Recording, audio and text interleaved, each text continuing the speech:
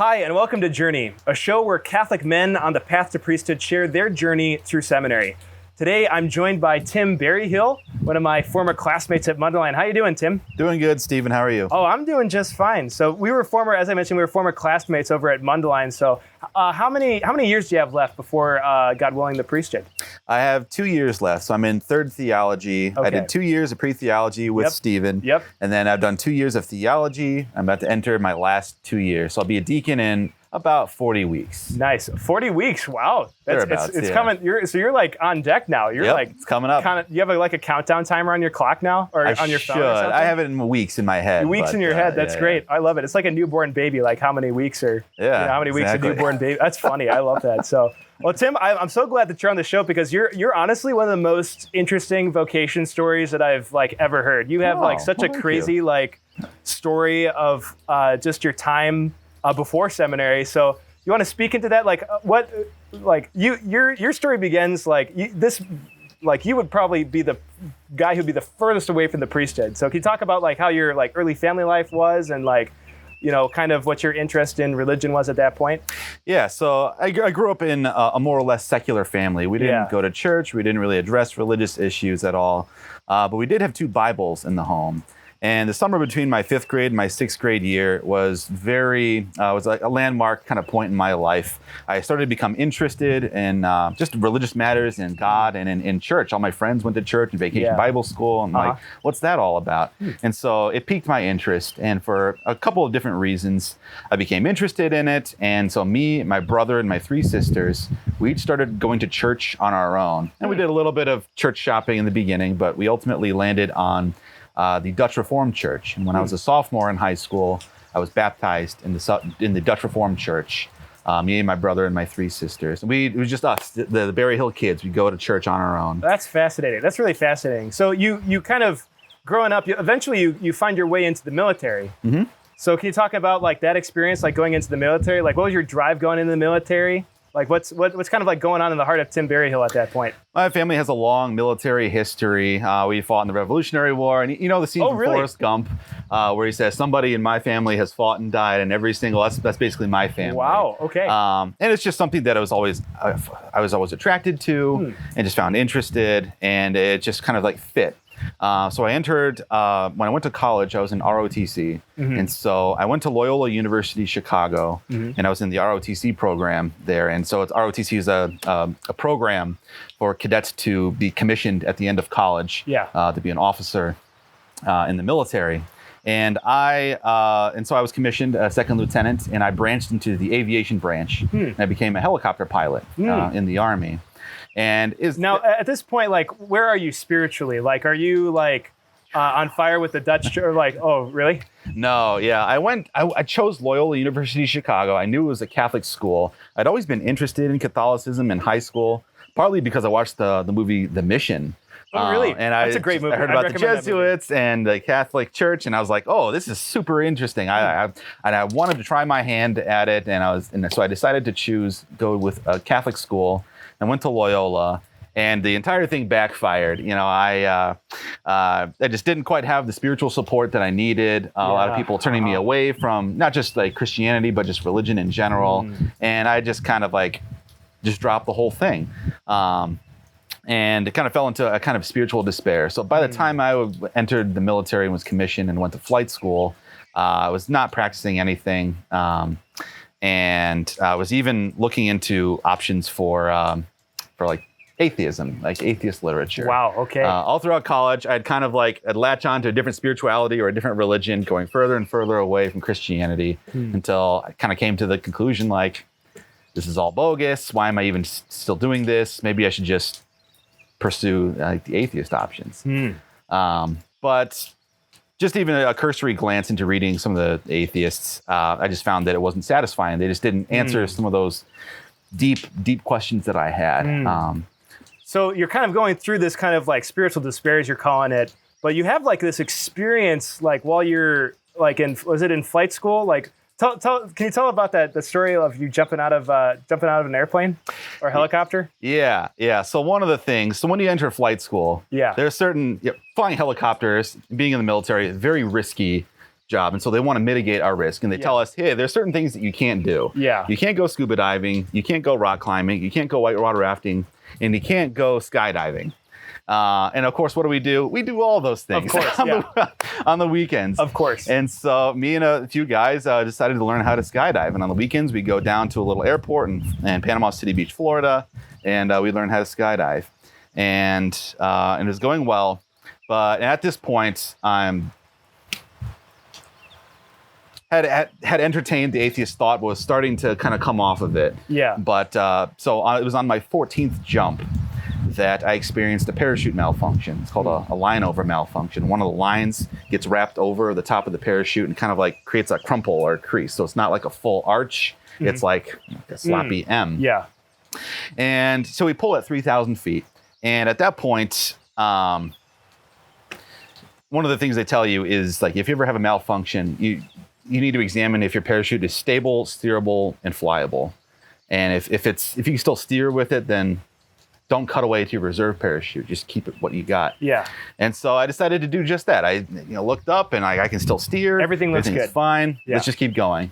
But when you get down to 1,000 feet, that's when you start to turn on your base leg and you start preparing for landing. Mm-hmm. So at that point, I'm looking at my altimeter and I'm realizing, oh my gosh, I am descending way faster than I thought I was. Whoa. And at 1,000 feet, it's too late. Because like there's just not enough time for your reserve parachute to come out because you have to hit terminal velocity, lots of different factors. And so I'm stuck with what I got. And it's at that point that, I hadn't been praying, hadn't been actively attending church or anything like that.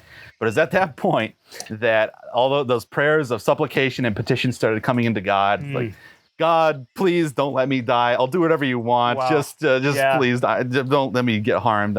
Please, definitely don't let me die. And had a very rough landing.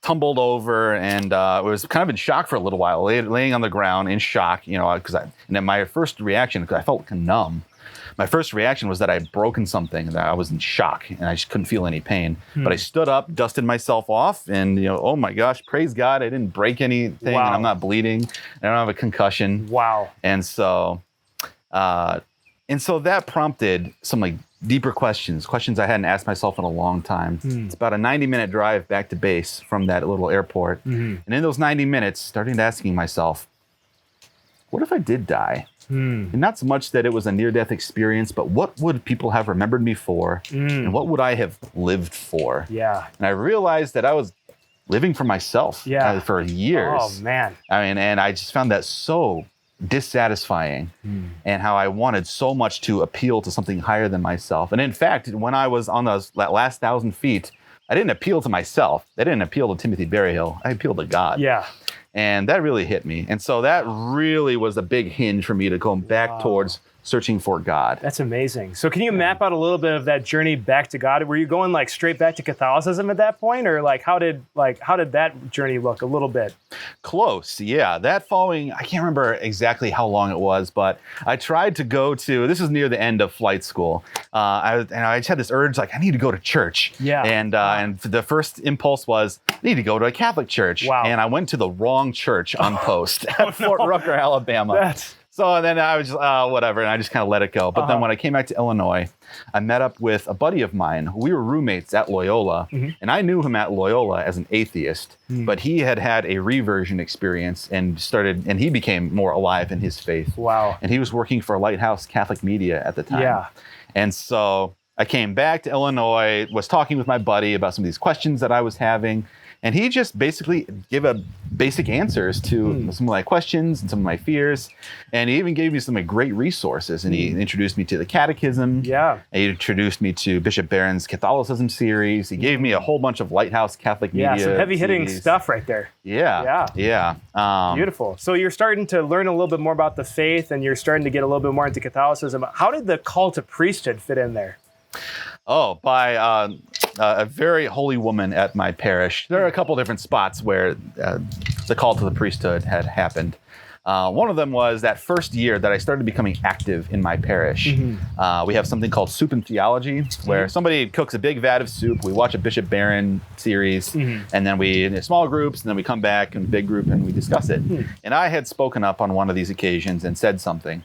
And this woman, a very holy woman at my home parish, spoke up and asked, pointing me out, said, "Are you a seminarian?" And at this point, I had just entered RCIA. And so I wasn't you're not even like fully Catholic. No, not even fully Catholic. Never received awesome. the Eucharist, not confirmed, nothing like that. Wow. And I was just kind of like, dawned on me. It's just like, she thinks I'm a seminarian. Wow. But just even the suggestion of it, that she thought that I was a seminarian, kind of left an imprint on me. And it got me thinking a little more about it. So that was one of the areas. The other area, too, was that I feel kind of ashamed to admit it, but I was looking for a free retreat to go on. Oh, okay. Yeah. And looking for a retreat to go on. I know retreats were things that Catholics did. I'd never done one before. Looking for a retreat, looking at some of the prices of these retreats nearby. They could be expensive. Oh, yeah. Like a weekend silent retreat, hundreds of dollars. Oh, I can't afford that. My buddy suggested to me, he's like, hey, there's this free retreat you can go on. Oh, but the catch is it's a vocations retreat, but, you can just kind of do it. Yeah, this is a vocation retreat, but it's free. Yeah, but it's free. That's interesting. And so I'm like, you know what? I'm going to do that. And so, I call up the vocation director, tell him, hey, I'm so-and-so, I'm Tim Berryhill. I want to go on this, what's it called?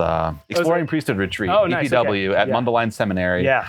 And, but I'm not like fully in the Catholic Church yet. And he's like, that's weird, but sure, come on by. We'll take you. Yeah. And so I did. And I was just so blown away. Like the moment you step on the grounds, it just exudes holiness. You're just like, wow, this is intense and incredible. And I just met some of the most incredible people. I'd never met a priest or a seminarian in my life ever before that point. Really? Yeah, ever. Even going to Loyola or anything.